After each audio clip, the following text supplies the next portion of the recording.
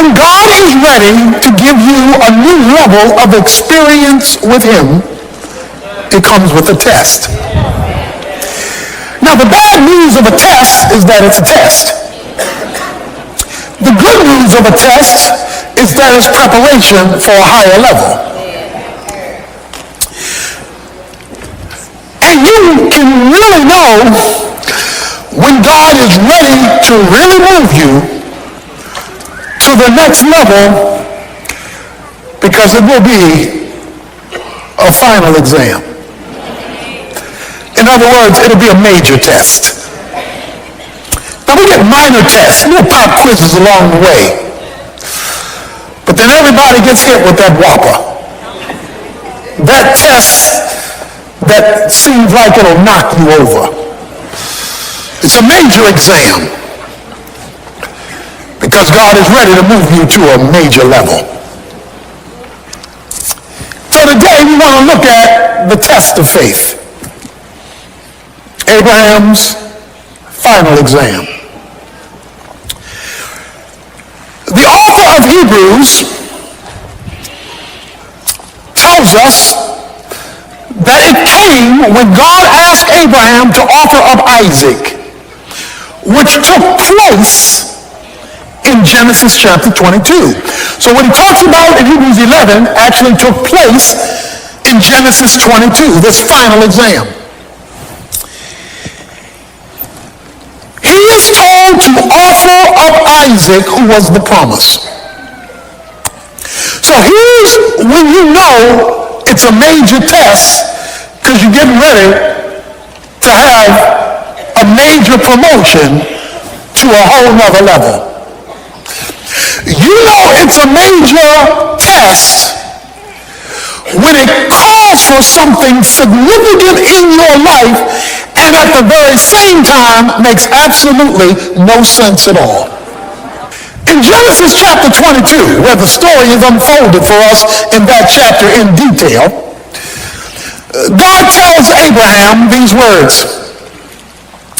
He says to Abraham in Genesis chapter 22, now it came about, verse 1, after these things that God tested Abraham and said to him, Abraham, and he said, here I am, and he said, take now your son, your only son, whom you love, Isaac, and go to the land of Moriah and offer him there as a burnt offering on the mountain of which I will tell you. That made no sense. How do you worship God when God is doing a number on you? How do you worship God when he has disappointed you? How do you worship God and go to the altar when you believe he has failed you? God, how do I go to church today? Listen, I don't feel like worshiping today. Not in light of what you're asking of me, demanding of me, instructing me, calling me to do. Because what you are asking is too deep. But it says Abraham got up. There's another thing you need to observe. It says, get up and go to the mountain, to the place I will show you. He had to obey without all the details. I will only give you more details when I see you moving. See, one of the reasons that we do not see more details from God is he can't get us to move from where we are. Faith is measured by movement. If there is no movement, there is no faith, no matter how faithish you feel. So it says Abraham got up. And now the plot thickens. When he gets up, I want you to keep this verse in mind, verse 4. I'm just going to read it right now. We're going to pick it up in a minute. Verse 4 says, on the third day, Abraham raised his eyes and saw the place from a distance. Let me read verse 4 again. Verse 4 says, on the third day, Abraham raised his eyes and saw the place from a distance. Somebody say third day. On the third day, Abraham raised his eyes and saw the place from a distance. He tells the young men, the servants who help carry the load. Y'all stay here. I and the lad will go up and we will worship and return to you. Oh, wait a minute now. Abe, God just told you to go kill him. Abe tells the boys, I'm going up here to worship. You boys stay here, me and Isaac. We're going up here to worship. And when we finish our church service, me and the lad will come back. Oh, wait a minute now. God just told you to kill him. Y'all stay here. I'm going up here and take care of what God told me to do. And when I finish what God told me to do, me and the boy will see you afterwards. But God told you to kill him. So what you mean? We coming back to see you afterwards. See, when you're called to faith, you got to speak the truth in the midst of the contradiction of the circumstance. Hebrews 11 says the reason he said that was because he believed God was even able to raise the dead. That's what Hebrews 11 says. So if I obey you, God, and do what you told me to do, and at the same time believe your promise that you're going to work through Isaac to make a great nation, then I also have to believe, since you don't contradict yourself, that if I do what you tell me to do, you got some kind of miracle you're planning to bring me and this boy back here again. But what made him speak that? Where did this faith confidence come that God could raise the dead? Well, you recall, Sarah's womb was dead. And Abraham couldn't function no more at 100 years old. And God created a hookup. And the miracle baby of Isaac was born. He had seen what God could do in raising a womb. So he figured the same God could raise a son. So when God calls you to a major exam, don't forget what he did in the quizzes. Don't forget what he did yesterday when he moves you to a bigger challenge tomorrow. Because if it's bigger today than what he did yesterday, it's because he's moving you to a new grade level, a higher experience with him. And so they make their way to the place that God said. So Abraham now is talking to Isaac. Isaac says to his father, my father, verse 7 of Genesis 22, here I am, my son. He said, behold, I see the fire, I see the wood, but I don't see the lamb. Every other time we went to church, we had a sacrifice. But today, you ain't bring a lamb. What's up, Dad? Dad looks at his son, can't say anything. You know what he says? He says, son, God's got to fix this one. The Lord will provide himself, because I don't have an answer for you. I don't know how this is going to work out. And when God puts you in a final exam, you don't know how this is going to work out. God has got to do something here, because only God has an answer to this dilemma of faith that I'm in. Because this is a midterm or a final. This is not a little pop quiz, and it's confusing. And God's got to provide the solution. And so he takes his son up. He puts him on the altar.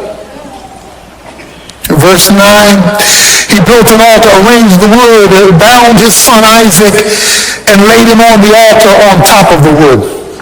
Can you imagine what he's thinking, feeling? And Abraham stretched out his hand and took the knife to slay his son. Because guess what? That was what he was told to do.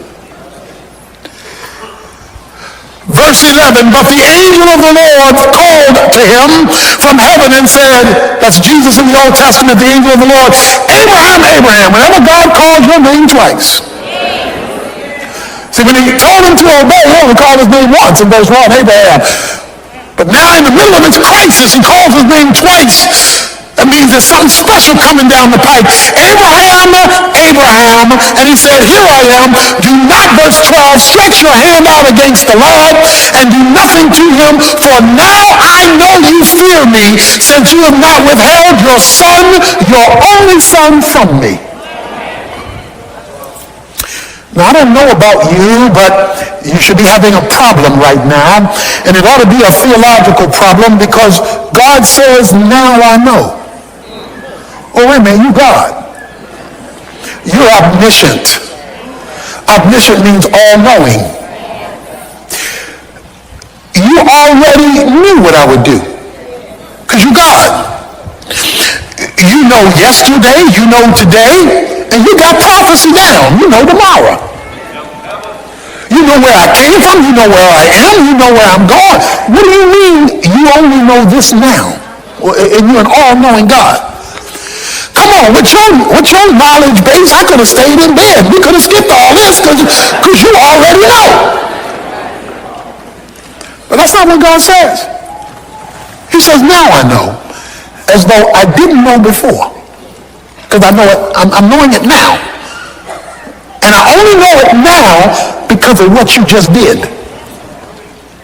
So how do we theologically bring together the concept of an all-knowing God and a not knowing something till now? How does that work?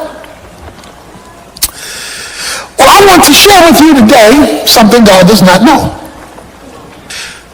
While God knows everything actual and everything potential, he does not know everything experiential.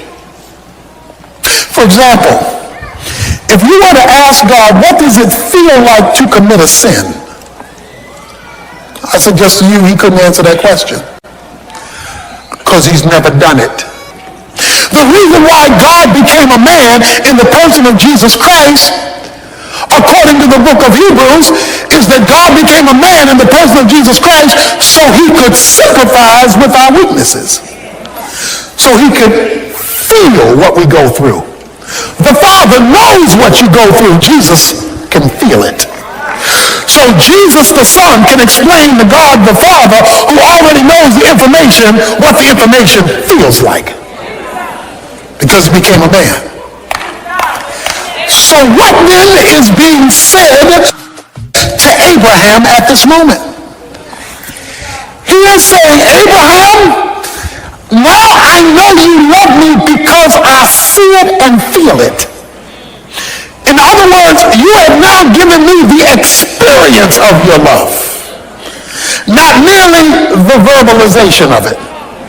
Sacrifice your son, the son whom you love, your only begotten son. Do you love me more than him? That's a final exam.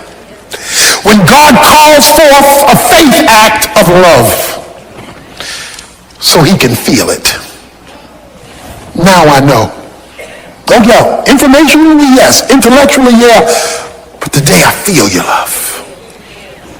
And I feel it because of your choice of me over the thing you love most in life. What is your Isaac? That thing that God can't have because you're too attached to it. And God says, bring it here. We're talking about the test of faith, and we're not talking about pop quiz now. We're talking about a final exam. Now I know. And there we have it. Watch this. Then Abraham raised his eyes and looked, verse 13, and behold, behind him a ram caught in the thicket by his horns. And Abraham went and took the ram and offered it up for a burnt offering in place of his son. And Abraham called the name of the place Jehovah Jireh. The Lord will provide, as it is said to this day, in the mount of the Lord it will be provided. That's one of the great names of God in Scripture, Jehovah Jireh. Let me talk to you about the word Jireh, provide. The Hebrew word gyra means to see beforehand. That's a literal translation of gyra, to see beforehand. What you get to see in his provision, you get to see it because of what he's already seen in his prevision. So he precedes what you're going to be provided. What you're provided over here when he comes through, he's already seen over here before you get to it. So while Abraham is coming up one side of the mountain, a ram is coming up another side of the mountain. God precedes before he provides. But what he provides, he's already preceded. So you're going to be the surprise one, and not him, because when you're shocked by what he provides, it's only going to come because of what he's preceded. This is the quietest rams in the history of rams caught in a thicket. When a ram is caught in a thicket, it's moving and jerking to get out of being caught. This is the quietest ram in history. The ram is in the vicinity of the sacrifice because it says it looks up and saw the ram. So God keeps the provision quiet, even though he has already made provision in advance, because he's seen beforehand what he's going to do that you don't see yet. The question, when you face this trial, is how can I move from God's prevision and get a hold of my provision? Until he completed his obedience, prevision didn't become provision. Whatever God is going to do in your life and circumstance, he has already preceded, but you won't see it provided until you have completed what he's asked you to do. Most Christians are part-time saints. They'll do a little something and wonder why God hadn't come through yet. But the question is, have you finished what he's asked you to do? So if you take 50 years to finish it, it may take 50 years for you to see his provision. If you delay obedience, you delay prevision becoming provision. And in James 2, when it talks about faith, it says, by faith, Abraham was justified by works when he offered up Isaac, and he was called a friend of God because he was willing to believe God against the backdrop of the ridiculous. God says to him, verse 15 of Genesis 22, then the angel of the Lord called to Abraham a second time from heaven and said, by myself I have sworn, declares the Lord, because you have done this thing and have not withheld your son, your only son, indeed I will greatly bless you. I will greatly multiply your seed as the stars of heaven and as the sand which is on the seashore, and your seed shall possess the gate of their enemies. In your seed all the nations of the earth shall be blessed, because you have obeyed my voice. He says, Abraham, I got it now. I got it. Because you obeyed my voice in the final, in this tough thing I've asked you to do, I got it from here. I'm going to swear by it.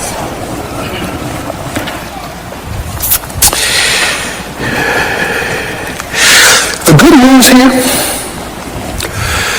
is that Abraham has had failures in his past. He's blown it a few times over his 25 plus years. God just gave him retesting. Some of us are here today, and we've been retested. Some God says, I'll wait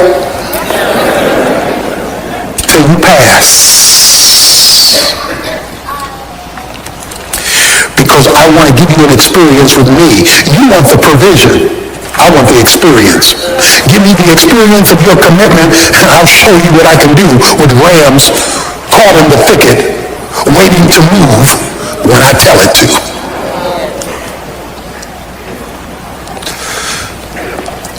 But that raises a question. On this journey of faith, you're struggling, you're walking by your butcher Isaac, you're holding Isaac's hand, you're holding that situation by the hand, and God is telling you to kill it even though you love it, and you're walking. How do you make it? How do I make it? Because I don't know when God...